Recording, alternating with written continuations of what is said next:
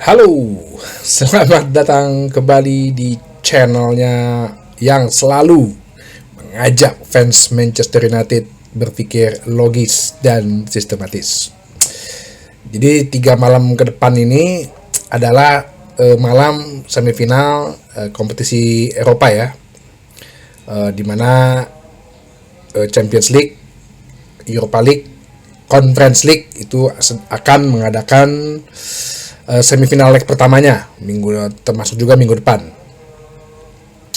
Di satu sisi Manchester United masih tetap menjadi trending gitu, walaupun katanya sih yang juara Liverpool kemarin 20 kali gitu kan menyamai, tapi tetap aja yang dibicarakan oleh Sky Sports, dibicarakan oleh BBC, tetap mengenai ada hubungannya Manchester United, dihubung-hubungkannya ke Manchester United. Coba, padahal ngapain coba lo ngomongin jelas-jelas tim lagi nyungsep ke bawah gini, kok masih aja sih diomongin? Ya itulah, gaungnya terlalu besar. Bahkan di sosial media lebih rame ngomongin 100 orang lawan satu gorila dibandingin ngomongin Liverpool juara Liga Inggris ke-20 kali gitu. Bahkan nih, dengan 2 semifinal UCL yang seharusnya levelnya lebih tinggi, Arsenal lawan PSG sama Barcelona lawan Inter, yang lebih banyak diomongin justru Manchester United gitu. Ya berhubungan dengan Liverpool juga 20 tadi, terus Sir Alex Ferguson aja masih dibawa-bawa gitu ya. Sama ya, ini pertandingan semifinal besok nih, kita akan tandang ke markasnya Atletik ya, klub San Memes di Bilbao. Seperti yang gue bilang di episode sebelumnya, ternyata Manchester United ini dilihat sebagai tim yang saat ini ya diremehkan lah, dengan banyak alasan juga. Ya menurutku sih ya cukup masuk akal kalau mereka mempunyai pemikiran seperti itu ya. Ya melihat permainan kita di Europa League, harus bersusah payah melawan Lyon, terus game atau penampilan kita di Liga, bahkan terakhir lawan Bournemouth melawan 10 pemain di 30 menit akhir aja udah kayak ngadepin Barcelona gitu loh. Ngos-ngosan, habis akal, hilang strategi, kehabisan ide, inovasi. Jadi yang seperti gue bilang di episode sebelumnya, 55% mengatakan Bilbao akan menang. Hanya 20%, 21-22% yang mengatakan Manchester United itu akan menang. Sisanya bilang imbang.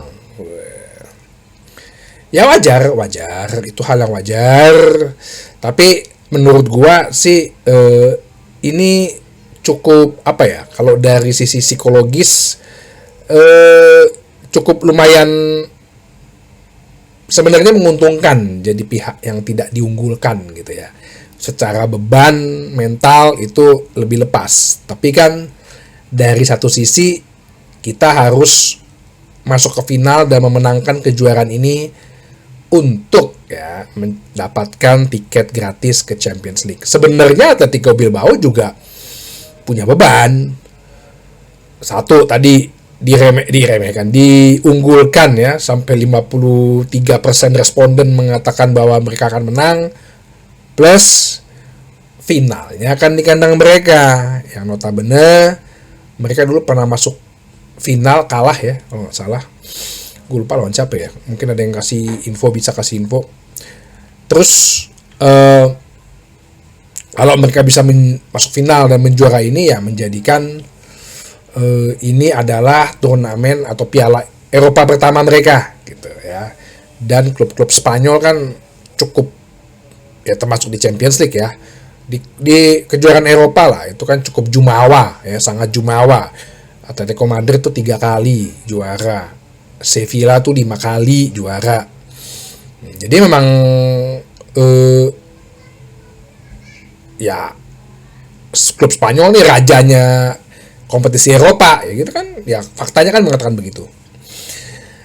Jadi tekanan yang tinggi juga untuk kita lolos ke Liga Champion ini langsung dihubung-hubungkan dengan dua striker yang menjadi incaran Manchester United.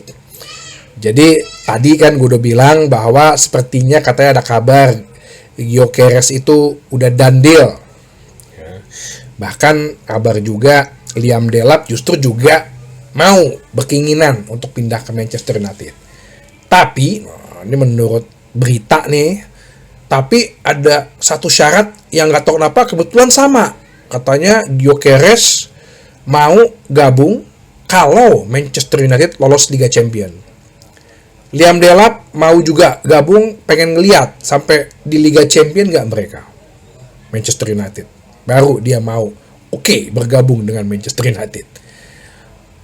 Ini yang udah pernah gue bahas ya. Sebetulnya secara logis sistematis bisa aja terjadi, tapi kemungkinan besar ini hanyalah embel-embelnya media gitu loh. Kan gue udah bilang, sebenarnya lo bermain di Liga Champion sama bermain di Liga Conference League, apa sih bedanya? Gitu loh. Kalau dari sisi pemain, kan lo nggak hanya kontrak 1 tahun itu doang lo bermain di klub. Lo kan 2-3 tahun gitu. Ya kalau lo bermain di Liga Champions sekarang, terus besoknya habis itu lo jeblos ke Europa League, bedanya apa? Ya kan? Terus yang pernah gue katakan juga, ya bermain di UCL itu kan sebenarnya kebanggaan buat klubnya. Ya, karena bisa mendapatkan uang. Oh, kalau buat pemainnya, ya sekarang kalau lo digaji 200.000 pound per pekan main di Europa League dengan 200.000 dengan hanya 150.000 atau 100.000 pound per pekan main di UCL, ya lo kalau secara hitung-hitungan duit ya lo milihnya yang gaji lebih tinggi lah. What is sih gitu. Itu kan yang menurut gua hanya rangkaian-rangkaian narasi yang didengungkan oleh media. Ruben Amorim sendiri pun bilang kan, sebenarnya dengan atau tanpa Champions League kita masih bisa kok menarik perhatian atau menjadi magnet bagi pemain-pemain untuk bermain di Manchester United, ya kan? Nama besar, nama doang yang besar, ya bukan prestasi. Ambience-nya, ya gaungnya, ya kan? Di sini aja masih terus diomongin. Dan itu dia yang gue bilang, ya masuk ke Manchester United pasti ya mau dibilang Ineos kita susah duit, keuangan seret, tapi tetap aja kalau dibandingin klub lain, misal nih Athletic Bilbao yang lolos ke Champions League atau misalnya Real Betis lah yang lolos ke Champions League, duitnya tetap banyak kan Manchester United lah. Ini Anthony even pun kayaknya Real Betis lolos ke Champions League, mereka kayak masih mikir-mikir sama Anthony, pinjem lagi aja dia setahun, ya elah aja beli dong gitu. Jadi ini yang menarik kita lihat, ya nggak apa-apa kita nggak diunggulkan, nggak apa-apa, apalagi terlebih kan tadi gue bilang klub Spanyol selalu berjaya di kompetisi Eropa. Secara historis kita memang suka sulit menghadapi klub Spanyol, apalagi lawan Athletic Club ini di era sepak bola modern. Kita 2 pertandingan terakhir dulu kalah ya 13 tahun yang lalu. Ya inilah.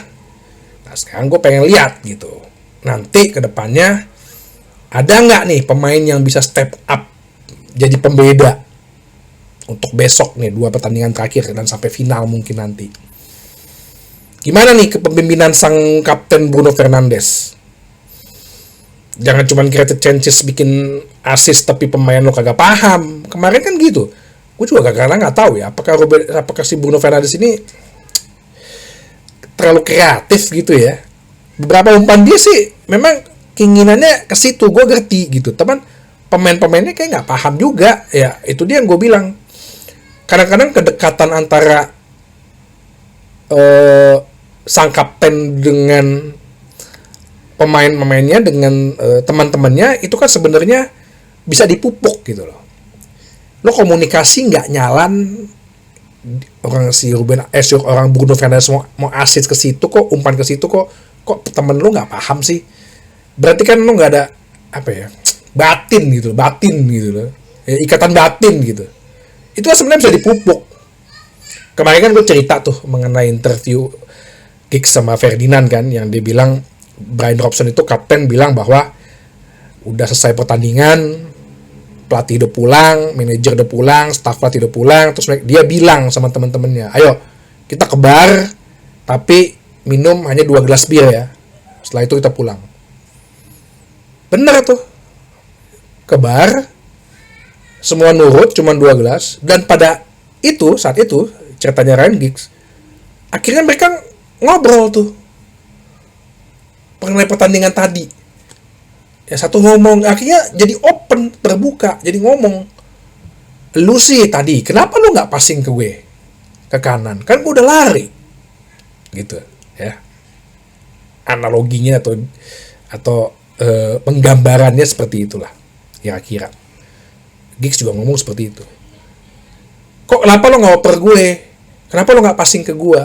Lo kenapa tadi nggak shoot? Akhirnya di situ terjadi perdebatan, perbincangan, pembicaraan, dialog yang mengakibatkan pemain-pemain itu jadi bersatu dan jadi saling tahu, oh maksud lo tuh begitu. Lo ngumpan itu supaya gue begini, lo ngumpan melebar itu supaya gue larinya di pinggir lapangan, kayak gitu contohnya. Nah itu loh yang gue jadi berpikir, ya ini secreted chances ini sebenarnya ikatan batinnya gimana sih gitu loh. Lu jangan cuma pasang di lapangan, bukan Garnacho lu sono, lu enggak. Di antara semua tim itu lu bisa nggak bikin momen-momen seperti itu yang kayak Brian Robson. Nah inilah yang pertandingan yang kita patut tunggu. Ya gue sih jujur lebih excited ya, lebih apa ya, lebih exciting lah, lebih semangat lah untuk menonton ini dibandingin kalau Liga. Kalau Liga kita sisa pertandingan lawan West Ham, Chelsea, Aston Villa sama Brentford. Udahlah, biarin aja lah itu di apa namanya, di rotasi ya lah semua. Biarlah kayak Luke Shaw, ya kemarin Luke Shaw di wing back kiri justru bagus ya. Jadi dia nggak jadi center back gitu. Kita lihat gitu, apakah ini bisa berhasil. Oke, jadi nggak apa-apa kita diremehkan. Yang penting semangatnya, fans juga pasti mendukung. Apapun terjadi lah, kita tetap dukung dan jangan takut ya, jangan takut Manchester United untuk yang seperti gue bilang. Ini mulai nih perjalanan baru Manchester United. Oke, sampai ketemu lagi di bahasan berikutnya di channel United Identity, channelnya fans Manchester United yang lagi diremehkan, yang selalu berpikir logis dan sistematis. Terima kasih.